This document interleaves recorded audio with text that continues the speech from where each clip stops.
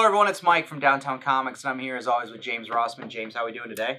Pretty good. It's been a couple weeks. Yeah, it's been a week, but you were sick. Yeah, I was down for the count. Yep, down for the count. So that happens nowadays. Anyway, we're going to talk about all the new comics releasing the week of November 12th, 2025. So we have some good ones, and downtowncomics.com is the place to go to check out all the new releases every week. And if you like this kind of content, please like, share, and subscribe, and please comment about what books you're reading and what books you like this week. So, all right, James, what we got for? Yeah, so next, first up is the next DC KO tie-in, which is Aquaman number 11. Okay. I will say, if you're reading Aquaman right now, and you, for some reason, don't want to read the KO series, I would still pick this up just because it still deals with a lot of the storyline that has been going on in the previous 10 issues of Aquaman. Okay. So, but in this one, Aquaman and the Justice League Blue, that's made up of Captain Nemo, one of the, I can't remember the character's name from the Wonder Twins, and there's some other characters that are in like Lady of the Lake, and they have returned from the adventure that that was the whole first part of this issue. Okay. So, but now they are just realizing how big this like dark side attack is and stuff like that. So they are essentially, and that's essentially what's leading into the DC KO tie-in part of this issue. Okay. But in this, the parademons are trying to transform like underwater and open these like underwater volcanoes, pits or whatever, for Darkseid. Okay. So, but they're also attacking this cruise ship that that's full of these people, and we get a lot of good action with that as Aquaman and his team fight the parademons. But with this, in this issue, we see just how powerful Aquaman actually is. So he's a lot in this. He's like a lot less human-like and a lot more god-like. Okay. So this is leading me to believe it's like, is Aquaman like going to win the whole DC KO event? Well, I mean, the next issue is a straight up fight between him and I think Hawkman. Round one. Yeah. So that's going to be the whole next issue. So yeah, and I mentioned it before too, where in the previous issues of Aquaman, where some of the panels you see like the Omega symbols in Aquaman's eyes and stuff like that. So I'm like, to me, when he's facing off against Hawkman, I don't think it's going to be much of a fight. I feel like Aquaman's gonna. I feel like he's really going to take that one. So all right, you're already picking a winner. Okay. Yeah. All right. But yeah. So that's pretty much the whole issue. That, and then let's see if there was anything else. Nope, that was pretty much it. Yeah. So yeah, it was a very heavy focused Aquaman issue. Okay, so, but basically setting up for the big fight. Next. Okay. Does Hawkman show up at the end of this one? Okay. Yeah. All right. It's just okay. All right. Cool. All right. Well, so you're tying into KO. My first book is going to tie into Age of Revelation. So we're on month 2 of our big X-Men event, and for this one, I chose Iron and Frost number 2. So in the Iron and Frost miniseries, it's basically getting Iron Man, Tony Stark, and Emma Frost back together like they kind of were during the Krakoa era there at the end, right? And Emma Frost is specifically looking for Tony Stark because she, in an effort to save someone, had to literally give her a heart. Give her heart. Okay. And then so she changed into her diamond form. So she can only stay in her diamond form to live. If she were to change back into a human, she dies because she doesn't have a heart. Oh, sure. Right now. Okay. So literally. That's cool. And but in her diamond form, she can't access her telepathic abilities. Okay. So she's basically just kind of super strong and invulnerable to damage, but she can't do any of her mind powers. Okay. Gotcha. Okay. So she's been searching for Iron Man because she figures Tony Stark has a way to come up with a gizmo that will let her change back into human form, basically, without dying. Okay. Kind of like the reason Tony Stark created the Iron Man armor, 100%. right? Yeah. Okay, so then we finally do meet what Tony Stark has become, and it's not good. Uh-oh. So I think it's a combination of the legacy bomb that went off, or the X-Gene bomb that went off. It kind of has some story where his suit was compromised and he did mutate. Okay. But he mutated inside the suit, so it's interesting to see where that character's at. So this issue is all about Emma Frost finding. So the first issue was about Emma Frost. The second issue is more about, well, what does Iron Man become, right? And so I'm assuming the third issue is be kind of about both of them. But so yeah, this one is more Iron Man heavy in terms of like his backstory, what's happened to him, or what's going on in his little world. You get cameos from War Machine, James Rhodes. Nice. So yeah, just kind of it seemed like a very quick issue. Like it was very action heavy. Everything was moving forward at a quick pace. No time to breathe. It was just like stuff's happening. And so then by the end you're like, okay. And then we're on to the next one. So it's very kinetic, very frenetic. So yeah, it's a quick read. So, but again, it's a decent story. I think truncating these things into 3 issues means that it's really like there's going to be not a lot of time to breathe on these things. It's just like we got to get from beginning to end. So it does seem to be happening a little quick. Everything's happening a little quick. You know, the pace is really picked up. But I guess for some people that's good. They're not that's not going to linger around. So and I was going to ask you, like, where does Iron and Frost like land on your the ones you've read so far? Well, it's probably not as connected as the other ones. Okay. This seems to be just, hey, there's an opportunity to get these two back together. This was kind of maybe a fan-loved pairing that happened.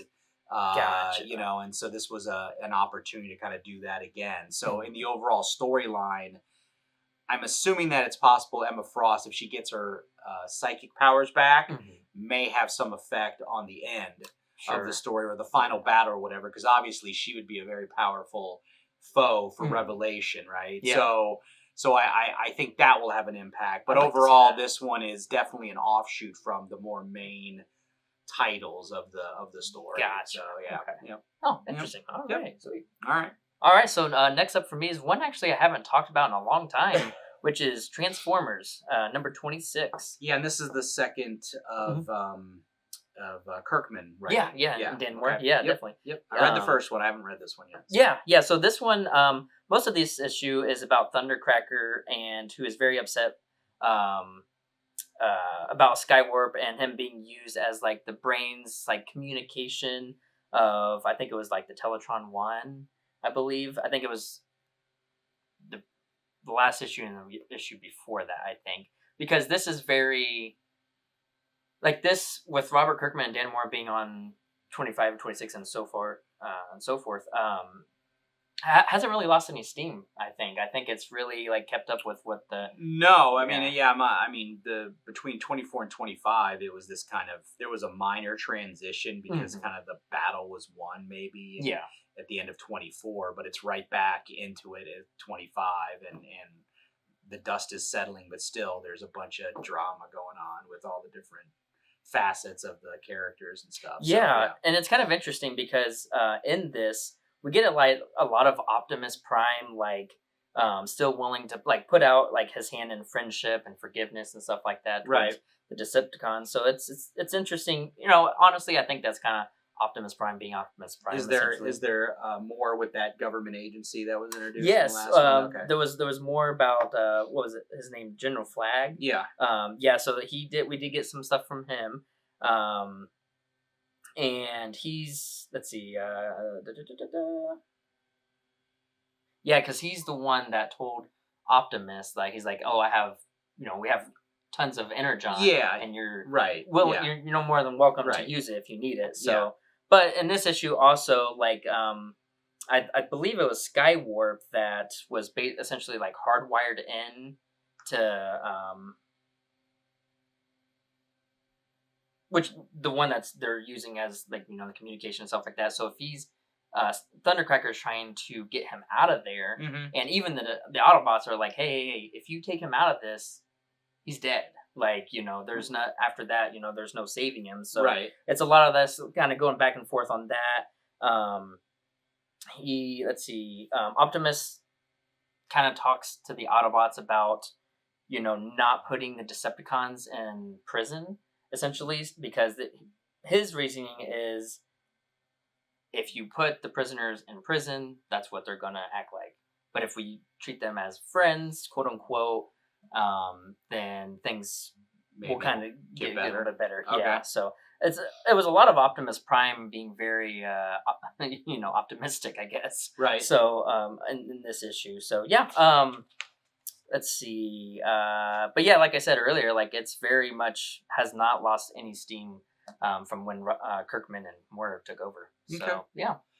I have been surprised that Dan Mora's art. I was expecting it to be more like the stuff he's doing in like DC. Me too. But he has kind of kept the style, that more loose style that the previous artist was doing. Mm-hmm. Like it's not as loose, but still it's not as tight.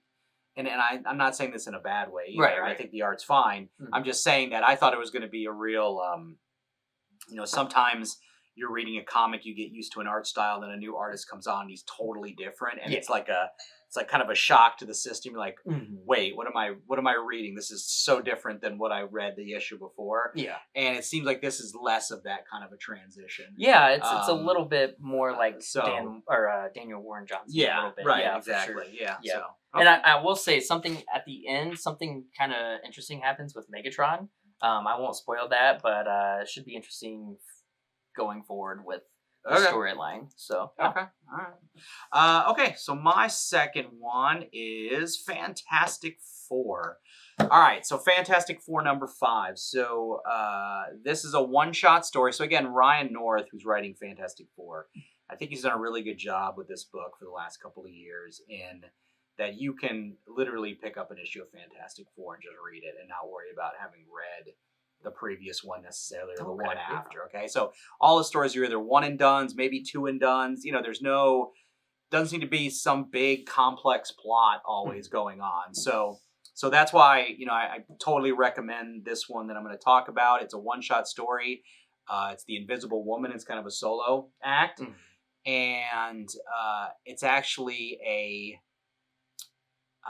I guess it's a reversed heist movie. It's like a mystery. So the Black Cat is accused of a murder in a bank, and she begs the Invisible Woman to try to help prove her innocence because she seems like that she's the only person that would believe her that she didn't commit either this murder or a robbery, right, that has happened at this bank.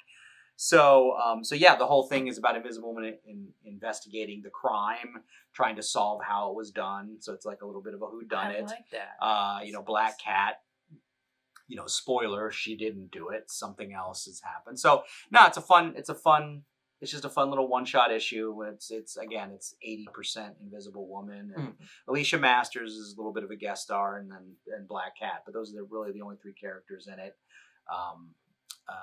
And then that's it. It's just like a one and done, and it's kind of fun. And so, yeah, if you like a cute little story and stuff like that, and yeah, I don't know. I don't have much to say. It's just a really nice little tale, and it's just done. And yeah, it was a good book. That's interesting. So, I mean, I don't know, because I probably started reading comics in, I don't know, maybe like 2007, 2008 the time frame. Sure.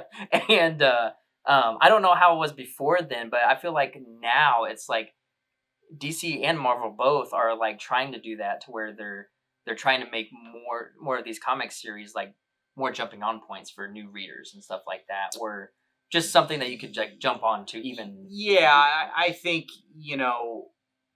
I mean, you can't say it with all certainty, but there certainly was an aspect of comics way back, like we're talking the 60s and the 50s and stuff, where they didn't really care about continuity. I mean, one of Marvel's preeminent one of the reasons that Marvel became a thing when it did launch was the concept of this kind of shared universe where Daredevil and Spider-Man and the Fantastic Four all lived in New York City, and they'd be running around, they'd run into each other, right? That didn't really happen at DC. It was like Superman was doing his thing and Batman was doing his thing, and they were just and they didn't really. Maybe they crossed over, but they didn't remember crossing over. They didn't like, hey, I just saw you 3 issues ago or something like that, Oh, okay, yeah. And it wasn't until, the 80s where DC then started to kind of do their whole shared universe came together, So, but Marvel kind of did it from the beginning. But even then, a lot more of the comic books were just like it was one story, the rise of the mini series in the 80s. That kind of thing started this more, hey, we're going to tell a story in 2 or 3 or 4 parts, that kind of thing. And then that came to a head in the 90s, in the early 2000s, I think. And then it started reverting, back, okay. So I don't know. It's a little bit of, I think you get, depending on the book, I think, and the writer, some people love to write in the long form, and, your Jonathan Hickman's, right? Yes, I mean, that guy never writes a one-shot story. That Definitely guy's always got stuff. So, yeah, I just think for Fantastic Four, it's probably a good mix because it's such a approachable book that it's nice that that's kind of a book that you could just pick up and anyone can pick up and read. Right? Okay, so sure. It's just it's just I think it works well with the Fantastic Four as a concept because they're not really a super team. Yeah, they're just like a family, and then they go on adventures and stuff like that. So it doesn't quite have the it's not the Avengers. It's definitely not the X-Men. It's a little bit easier to do that with. Yeah, so. So it just really it works. So, and like nice. I said, this is a really great book. And so it's a fun story. So recommend. Cool. Awesome. Okay. All right. Well, last up for me is yet another Godzilla one, or I should say, yet another Teenage Mutant Ninja Turtle and Godzilla. So because have they crossed over before? I don't think Power so. Rangers have. Power Rangers have, and then obviously the Marvel thing and Superman. Yeah, so I don't know. Turtles, Godzilla, I'm trying to wrap my head around why this would be, but what's our concept it's here? It's kind of crazy. This is its own continuity, by the way, so it's not like in the multiverse stuff and stuff like that. Sure. So, but in this, the Foot Clans was originally established to protect Japan against kaijus. They were successful in that until... Well, I'm sorry. Does it explain how the Foot Clan, a bunch of ninjas, would protect Japan from a kaiju? Not really. Not really. Okay. It's just like one of those things that you're like, oh, okay. Like that's... All right. But of course, they were successful until Godzilla appeared. Okay. And when all of a sudden, like, their mystical ways of fighting didn't work anymore, obviously. Right. Godzilla and the Foot Clan. But a part of this does take place in the past when Roku Saki and Hamato Yoshi were still friends, but not... Or they weren't friends, but they weren't enemies either. Okay. But they were both still in the Foot Clan, and Splinter it showed like some flashbacks of Splinter being, super young. So that was kind of interesting. But fast forward to present day, where most of the book takes place, we get Godzilla has appeared and starts attacking Japan again, as he does. And Splinter and the Turtles find out that Shredder has something to do with the awakening of Godzilla. So they're dealing with that and trying to make travel plans to get to Japan to stop Godzilla and Shredder both. Okay. But something happens that disrupts these plans, and I just don't see how the Teenage Mutant Ninja Turtles and Splinter can take on Godzilla. But I mean, the whole time I was reading this, I was like, okay. They don't have powers. They don't have, so yeah, it was fun. It's, that's, and the other thing too, it's like, they were talking about how like maybe Splinter has like these somewhat mystical powers to maybe take on Godzilla, but in the end you're like, does that really make sense? But then you think, again, when does a Godzilla comic really actually make sense? Right. Yeah. So yeah, that was pretty much the whole thing. So yeah, we'll see in the next issue how. And this is a 4-issue mini. I think so. Yeah. Okay. Mm-hmm. Okay. Yeah. Yeah. So I think I've been getting all of the Godzilla books. I think so. I'm gonna just like compile them all together when they're all done. Oh, Godzilla books will probably never stop coming out. So what am I saying? Yeah. So yeah, it was honestly just like the other Godzilla books. Super fun. Okay. So yeah.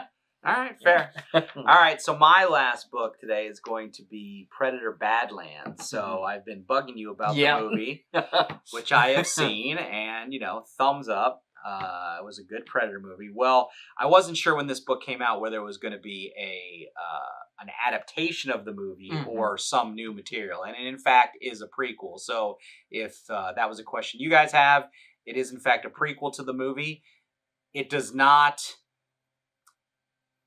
It will enhance maybe your something in the movie, but it's not necessary. So the key, it's just our main predator is called Deck. That's his name. So this is a Deck adventure pre the start of the movie, and what it is, it's setting up him as a character a little bit, and then it also gives you a little bit more of the relationship between him and his brother. Okay. Which I guess is a spoiler in a sense, but not really. But so it's kind of important to the dynamic you'll see in the movie. Oh, for the movie, guess. Okay. Yes. Yeah. So, but if you didn't read it, you're not missing anything. Oh, okay. Yeah. So yeah, it's just a little adventure. And it also sets up something with another character in the movie. So I won't spoil anything. But it's not necessary. But it is a good little tale. And I would say that because one of the things about the movie that if you don't like the movie, usually the criticism is that the Predator being the protagonist instead of the antagonist, right? It's usually the Predator's the bad guy, he's badass. Now we're supposed to kind of root for the Predator, I guess, and stuff like that. And some people don't like that idea, right? Like it's softening the Predator as a bad guy by making him more sympathetic or something. I mean, I watched the movie. I don't believe that the character is sympathetic. Yeah, I just think so. But I guess results vary.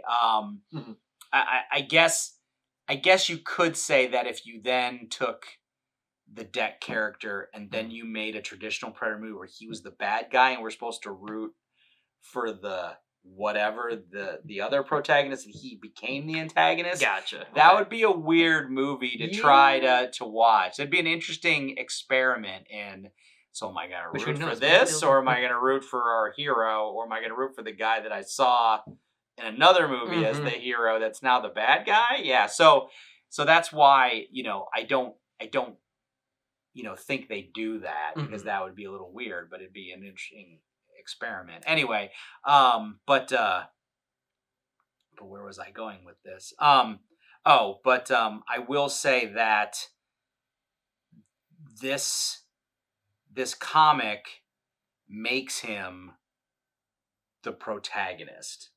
So you actually do the thing he's doing on this little hunt. He's doing a hunt. You're sympathizing kind of with the people that are hunting. So they do make him that. They make him the antagonist. So even though he's the protagonist, he's in a sense the antagonist. I'm sorry. I'm not that's I'm not a writer. So I guess in that sense he is the bad guy, even though he is the main character and we are, I guess, following him on his adventures. But so anyway. And because it's following him, is it like it's portraying him as kind of like a good guy essentially? Or no? No. Oh no. Okay, gotcha. No, he's not a good I mean, but see that's the thing. I don't ascribe the Predator as being good or evil, I guess. That's true. It's just that, he is like, I don't know, he's like a grizzly bear or a wolf, right? If they hunt and kill a human, it's not necessarily because they hate the human or they're evil. Right. Now, granted, the Predator can think and act, so they're making a judgment that species they hunt are kind of lesser than them and stuff. So you could say that they're not nice, but I don't know. I don't consider them evil. Right. I guess. Yeah. They're definitely an antagonist, but I don't know. It's all that's all very you could So anyway, is it a miniseries? No, it's just a one shot. It's a one just shot. A one shot. Yeah, and again, you could read it. I mean, you could read it before seeing the movie. Yeah, I mean, like I said, I think the only thing it would do is kind of spoil the initial scenes of the movie where you don't know something. Okay, but I don't think it ruins anything. Oh, right. Okay. So you could read this before. But yeah, so it's a good one and done. I think this character though does lend himself to possibly more comics though. So if they wanted to, because I think his care as a character, his Predator would lend itself to like more comic booky tales where they can play around with that whole he's the antagonist but the protagonist kind of thing, where I don't know if there's going to be more movies after Predator Badlands with them, because they seem to be just switching to another, they'll go somewhere else. There'll be another Predator. This time the Predator will be the bad guy again. And you may never get back to this character, but he certainly, I think, could be used in comic books going forward if they want to do more adventures of this particular character, or take stuff that happens at the end of the movie and go forward with it if they're not going to make more, like a sequel or something like that. Yeah. So, which I think the director, was in an interview. So they probably will do another movie after this one. I think they're definitely doing more Predator stuff because that guy is now kind of enshrined himself as the George Lucas of the Predator universe. So. This is his third project now. So Prey, the animated movie, and the Predator Badlands. So he's definitely the guy shepherding this franchise. So yes, there'll be more. But again, he's jumped around, right? He didn't go back to do Prey, even though the end of Prey definitely had this kind of sequel thing at the end.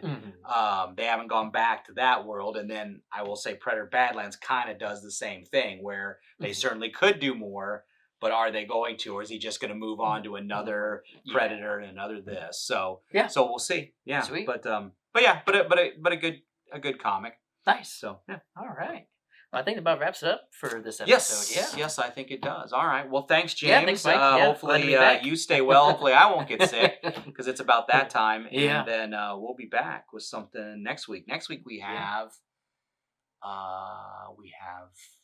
Batman, Deadpool. Yes. The second one. Oh my gosh, yes. So I will finally try to read the first one, which I still haven't read, even though the second print's out. So I'll try to read both. Then maybe we'll do a video by itself on that. Yeah. Maybe too. So yeah. Okay. Well, thanks everyone for watching. We'll see you later. Bye-bye.